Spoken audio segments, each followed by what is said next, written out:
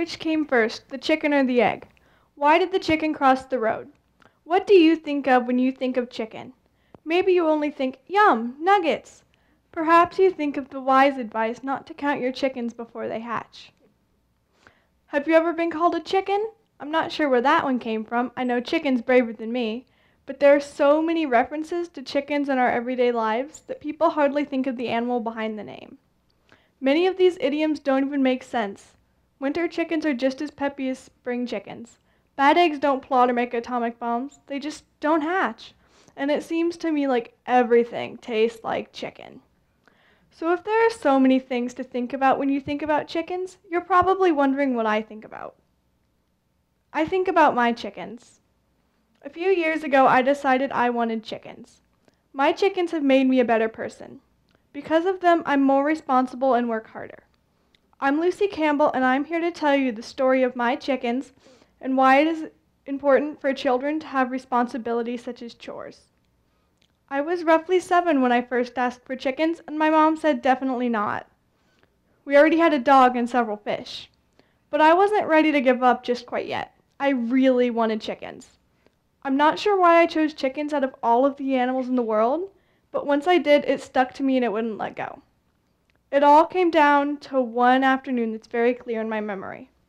I was asking my mom if we could get chickens, just like I had done every day before that, and out of nowhere, she said yes.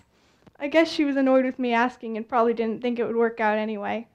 It might have helped that report cards came out a few days before, though. I was so excited I started looking immediately. I looked up ads for baby chicks for sale in the area and found one. It was from a guy named Ted, which is funny because without him I wouldn't be doing this TED Talk. In a matter of minutes, we were on our way to Ted's house in a new chapter of our lives. He had a tiny brown mule in a fenced-off area. Different cages and coops were scattered around his yard. He took us inside a little red barn. There was a cage with chicks peeping inside of it. We got 2 chickens that day, which we named Jack and Jill. They were really tiny when we got them, so small in fact that we kept them in a hamster cage for the first few months of their lives.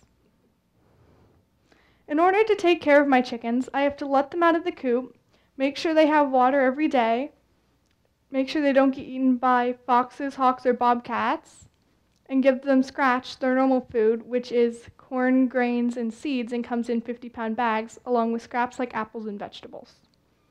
Chickens are a lot of work, but they are so much a part of me and my life that I wouldn't be the same without them. According to the National Animal Health Monitoring System, 0.8% of people in the United States have backyard chickens.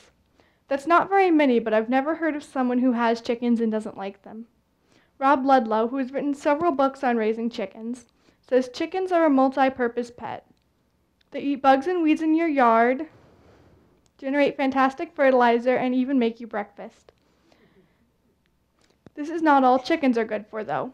In a 25-year study conducted in 1967 by Marty Rossman, about 28% of children have chores. In a 2012 study by Domain, about 21% of children get an allowance based on chore completion. Having a reward will make your child more willing to do chores, but chores like pets don't require reward because they are their own reward. Chickens can also help children with autism, memory loss patients, and elderly people.